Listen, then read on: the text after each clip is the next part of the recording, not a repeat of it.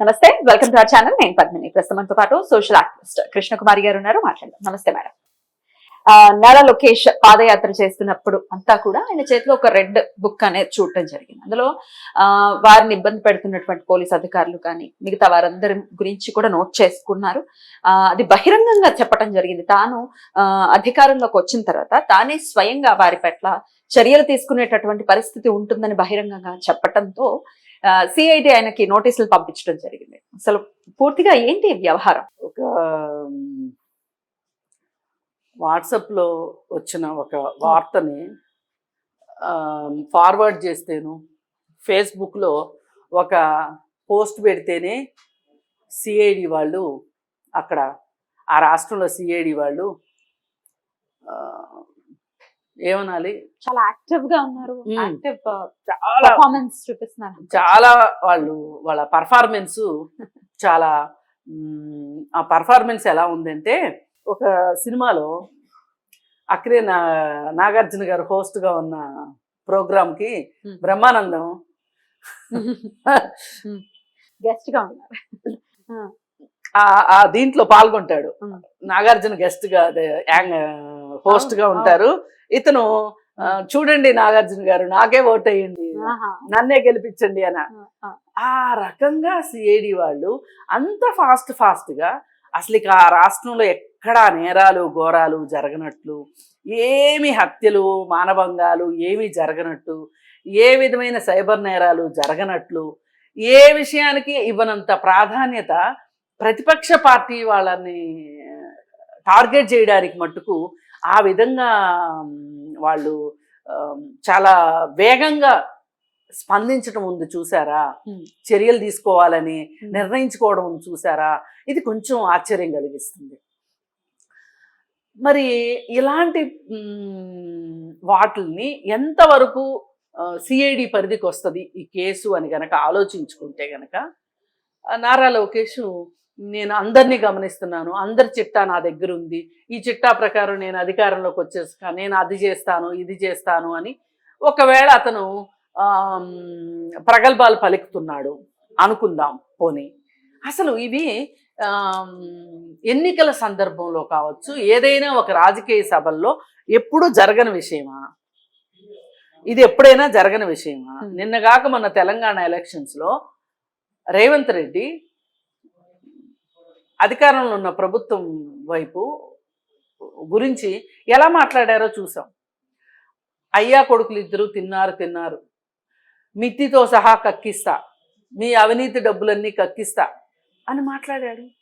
మీ అందరి సంగతి చూస్తా అధికారంలోకి వచ్చాక, వీళ్ళని ఇలా చేశారు వాళ్ళని ఇలా చేశారు, వాళ్ళేమీ చేయలేకపోవచ్చు నేను చేస్తా, ఇలా ఇది చాలా సర్వసాధారణంగా జరిగే విషయం. మీరు గనక ఒకసారి మీ గత ఎన్నికలు అంటే 2014లో జరిగినప్పుడు కావచ్చు, 2019లో ఎలక్షన్స్ జరిగినప్పుడు కావచ్చు, అంటే 20లో జరిగినాయి కదా ఎలక్షన్స్, అప్పుడు కావచ్చు, మీరు మాట్లాడింది ఒకసారి ఆ సభల్లో మీరు మాట్లాడినవన్నీ బయటికి తీస్తే గనక, వాళ్ళు కూడా అప్పుడు సిబిఐ ఉంది, ఆ సిబిఐ ద్వారా కేసులు బుక్ చేయొచ్చు. మరి ఎందుకంటే ఇవి ఎన్నికలప్పుడు సర్వసామాన్యం అని చెప్పి వదిలిపెట్టే విషయాలు ఇవి. వీటిని మీరు గోరంతలు కొండంతలు చేసి ఇప్పుడు మీ బాధ అంతా ఏంటంటే, ఏం చేసినా చంద్రబాబు నాయుడు అయితే చూస్తూ ఊరుకుంటాడు. కార్యకర్తల్ని సమాయత్తం చేయటంలో కావచ్చు, వాళ్ళకి ధైర్యాన్ని ఇవ్వడంలో కావచ్చు, ఎవరైనా కొంచెం అసంతృప్తితో ఉన్నవాళ్ళు కావచ్చు, లేదు అనుకుంటే ఈ ప్రభుత్వం వల్ల నష్టపోయిన వాళ్ళు కావచ్చు, ఉన్న వాళ్ళని ఆయన అయితే ఉత్సాహపరిచే విధంగా కావచ్చు, ధైర్యం చెప్పే విధంగా కావచ్చు, మీకు నేనున్నాను అనే భరోసా ఇచ్చే విషయంలో చంద్రబాబు నాయుడు ఒక అడుగు వెనకేయొచ్చు, కానీ లోకేష్ ముందున్నట్లున్నాడు. అంటే కొంచెం చాలా ఒక రకంగా చూస్తే చంద్రబాబు నాయుడుతో పోలిస్తే లోకేష్ కొంచెం అగ్రెసివ్గా ఉన్నాడు. ఈ అగ్రెసివ్నెస్ వాళ్ళ క్యాడర్లో ఎక్కడ ధైర్యాన్ని, ఎక్కడ నమ్మకాన్ని పెంచుతుందో, పెంచితే ఇప్పుడు ప్రస్తుత రాజకీయాలు ఎట్లా ఉన్నాయి అంటే, మా బలం ఏంటి అంటే రెండోవాడు బలహీనతనే అంటున్నారు. అంతేగాని రెండోవాడు బలంగా ఉన్నా కానీ వాడిని మేము ఎదుర్కోగలిగినంత బలవంతులమే అని ఎవరు చెప్పట్లేదు. ఎంతసేపు ఏంటి రెండో వాళ్ళలో బలహీనతల్ని మనం బలాలుగా చేసుకోవడం ఎట్లా, ఈ పాలసీలో వెళ్తున్నారు. దీనివల్ల ఏంటి అంటే ఎక్కడ లోకేష్ బలవంతుడైపోతాడా, లోకేష్ని బలహీనంగానే ఉంచాలి, లేదు క్యాడర్ను కూడా అలాగే భయభక్తులతోటి భయభ్రాంతుల్ని చెయ్యాలి.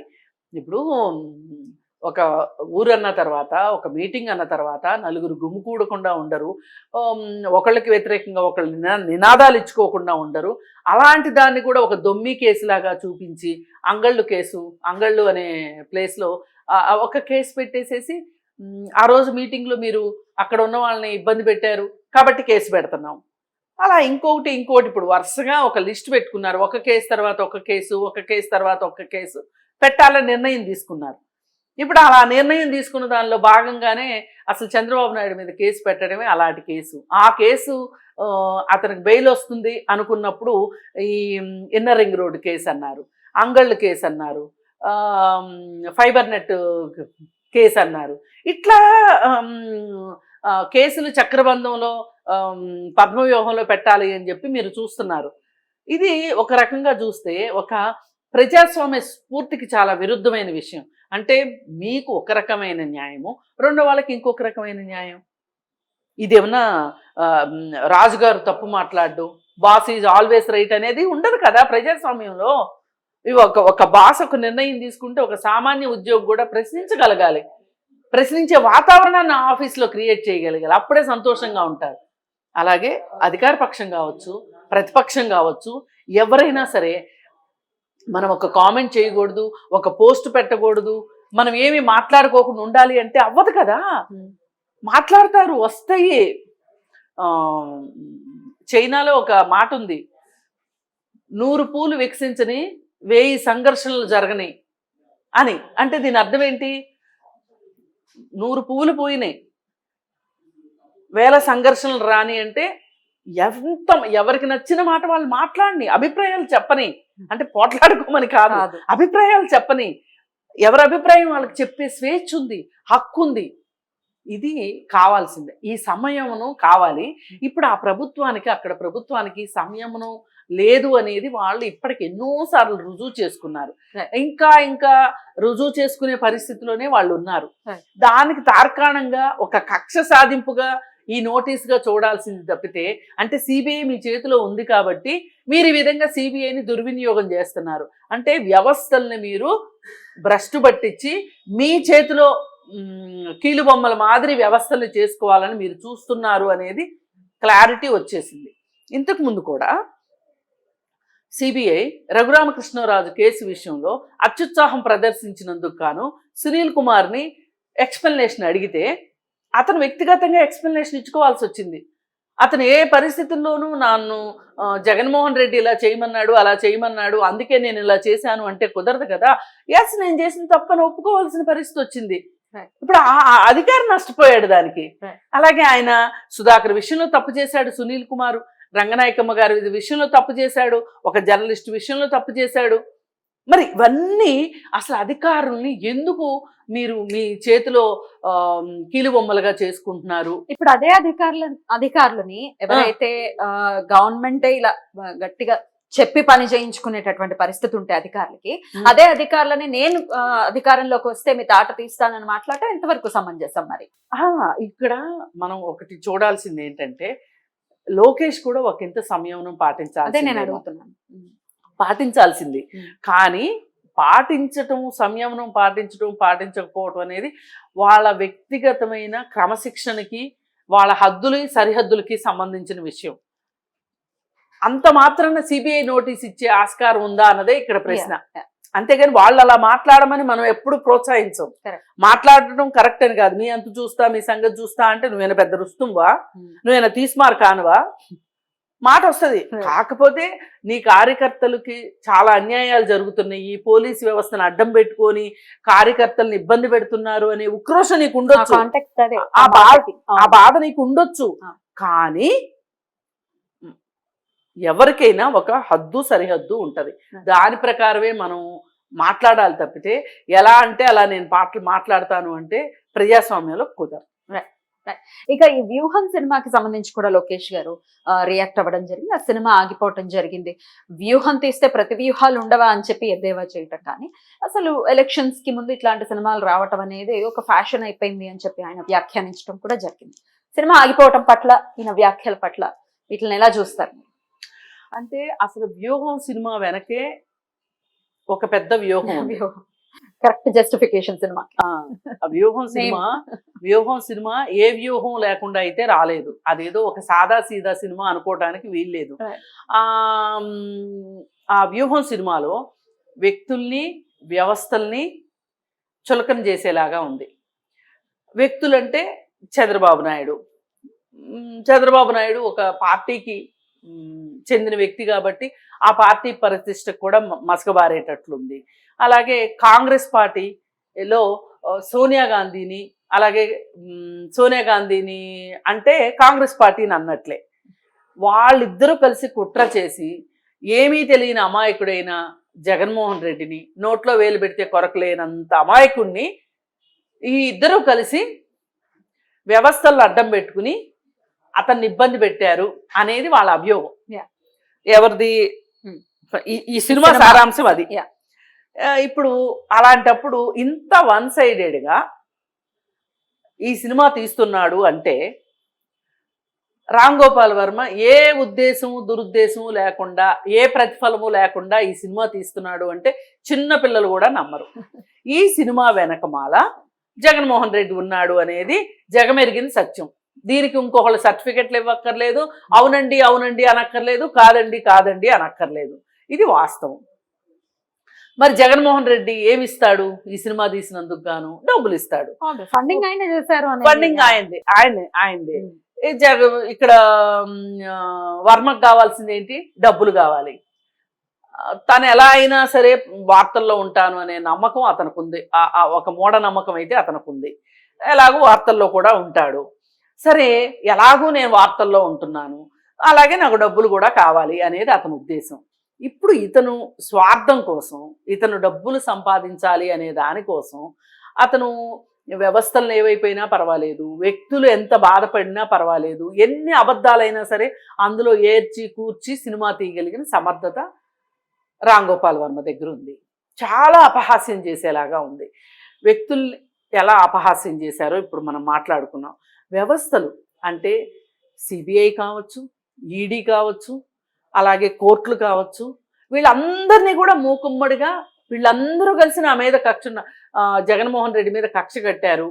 ఈ కక్ష కట్టడానికి కారణం సోనియా గాంధీ, చంద్రబాబు నాయుడు అని చెప్పి ఈ సినిమా ద్వారా చెప్పాలి అని అనుకోవడము ఎవరి ప్రయోజనం కోసం? మనకి క్లారిటీ ఉంది. జగన్మోహన్ రెడ్డికి ప్రయోజనం. జగన్మోహన్ రెడ్డికి ప్రయోజనం అయితే నష్టం ఎవరికి? టీడీపీకి, చంద్రబాబు నాయుడికి. మరి వీళ్లే కాకోకుండా నువ్వు సిబిఐని, ఈడీని, కోర్టుల్ని కూడా అపహాస్యం చేస్తే వ్యవస్థల మీద సమాజంలో నమ్మకం ఎలా ఉంటుంది? ఆలోచించాలి కదా. నీకు ఒక ఒక దర్శకుడు అనేవాడికి సామాజిక బాధ్యత ఉండాలి. అక్కర్లేదు అని వాదిస్తుంటాడు ఎవరు? రామ్ గోపాల్ వర్మ. తనకు లేదు కాబట్టి అక్కర్లేదు అంటాడు. మరి అలాంటప్పుడు ఏ బాధ్యత లేకుండా ఉండొచ్చు కదా. నువ్వు ఒక నాగరికుడుగా నువ్వు బట్టలు ఎందుకు వేసుకుని తిరుగుతున్నావు? నువ్వు ఎంత నాగరికుడుగా మంచి మంచి బట్టలు వేసుకుని తిరుగుతున్నావు, మంచి మంచి కార్లలో తిరుగుతావు, సినిమాలు తీస్తావు, మరి ఇవన్నీ ఎందుకు చేస్తావు నువ్వు? మరి అయితే ఇప్పుడు దీనికి సెన్సార్ సర్టిఫికెట్ కూడా వచ్చింది. ఈ సెన్సార్ని క్యాన్సిల్ చేయమని, ఈ సినిమా విడుదలను ఆపమని టీడీపీ వాళ్ళు కోర్టుకు వెళ్ళారు. కోర్టుకు వెళ్తే కోర్టు గ్రీన్ సిగ్నల్ ఇచ్చింది. సినిమాని జనవరి 9 వరకు ఆపమని చెప్పి ఇచ్చింది. ఇస్తే దీనికి లోకేష్ ఏం మాట్లాడాడంటే, దీనికి స్పందనగా మీకు వ్యూహం ఉంటే మాకు ప్రతి వ్యూహం ఉండదా అన్నాడు. అంటే మేము చట్టం ద్వారానే మేము మాకు కావాల్సింది మేము చేసుకుంటాము, చట్ట ప్రకారమే చేసుకుంటాము అన్నాడు. కాకపోతే దీంట్లో కొసమెరుపు ఏంటి అంటే, ఖచ్చితంగా ఇందులో జగన్మోహన్ రెడ్డి హస్తమే ఉంది అనడానికి సాక్ష్యం ఏంటి అంటే, నిరంజన్ రెడ్డి అనే ఒక లాయర్ వాదించారు. ఈ లాయర్కి ఈయన రాజ్యసభ ఎంపీగా ఇచ్చాడు జగన్మోహన్ రెడ్డి. అంటే ఇప్పుడు ఇలాంటి కేసులు వస్తాయనే ఒక లాయర్ని ఎంపీగా చేసుకున్నావా? అలాగే నీ పర్సనల్ కేసులు కూడా వాదించిన అనుభవం ఉంది ఆయనకి. అంతకుముందు ఏజీగా కూడా తీసుకున్న ఆ, సందర్భం అనుకుంటున్నాను, నేను రాంగ్ కాకపోతే. ఆంధ్రప్రదేశ్ హైకోర్టులో ఏజీగా కూడా నిరంజన్ రెడ్డి ఉన్నట్లు అనుకుంటున్నాను నేను. సరే, ఏది ఏమైనా ఇలాంటి పదవులు, నామినేటెడ్ పోస్టులు మీ పార్టీ వాళ్ళకే ఇచ్చుకుని, మీ పార్టీ తద్వారా ఈ నామినేటెడ్ పోస్టుల్లో నామినేట్ అయిన వ్యక్తుల ద్వారా మీ పార్టీకి మీకు సేవలు తీసుకోవడానికి మీరు అన్ని పార్టీలు సిద్ధంగా ఉన్నాయి. ఇందులో ఒక పార్టీ, ఈ పార్టీ ఆ పార్టీ అనడానికి లేదు. ఒక మహిళా కమిషన్ ఇచ్చినా, లేకపోతే ఇంకా SC ST chairperson committee chairman ఇచ్చినా, లేకపోతే ఏది ఇచ్చినా సరే ఈ నామినేటెడ్ పోస్టులు అన్నిటి వెనకమాల ఉద్దేశం ఏంటి అంటే మీ పార్టీ కోసం పనిచేసిన వాళ్ళకి, మీ ప్రయోజనాలను కాపాడే వాళ్ళకి మీరు పోస్టులు ఇవ్వడమే. కానీ మరి వీళ్ళకి ఇచ్చే జీతాలు మీ పార్టీ ఇవ్వట్లేదు కదా, మీ పార్టీ ఖజానా నుంచి ఇవ్వట్లేదు కదా, రాష్ట్ర ఖజానాల నుంచి ఇస్తున్నారు. అంటే ఇది ఒక రకంగా అధికార దుర్వినియోగం కిందే వస్తుంది కదా. మరి ఈయన ఏజీ అయిన తర్వాత అసలు ఇప్పుడు ఈయన పర్సనల్ లాయర్కి ఇచ్చిన తర్వాత ఆయన ఆ ఎంపీ పనులే చేసుకుంటే అయిపోతుంది. మరి రాజ్యసభ మెంబర్గా ఉన్నప్పుడు ఆ పనులే చూసుకుంటే మంచిది. మరి ఈయన కేసులు ఎందుకు వాదిస్తున్నట్టు? అంటే ఇక్కడ వృత్తి ప్రవృత్తి అంటే ఇక్కడ ఏమైపోతున్నాయి అంటే ప్రతి ఒక్కళ్ళు అతిక్రమిస్తున్నారండి అధికారాలను అడ్డం పెట్టుకుని. ఇది మంచి పద్ధతి కాదు. ప్రజాస్వామ్యానికి ఇది మంచి పద్ధతి కాదు. దానికైతే సినిమాని అయితే ఆపడం జరిగింది జనవరి 9వ తారీఖు వరకు. మరి నెక్స్ట్ స్టెప్ ఎలా ఉంటుంది? అసలు సినిమానే రిలీజ్ కాకుండా పోతుందా? ఇట్లాంటి విషయాలు ఏమవుతాయనేది డెఫినెట్ గా ఆసక్తికరంగా మారింది. Anyways, thank you madam. నమస్తే.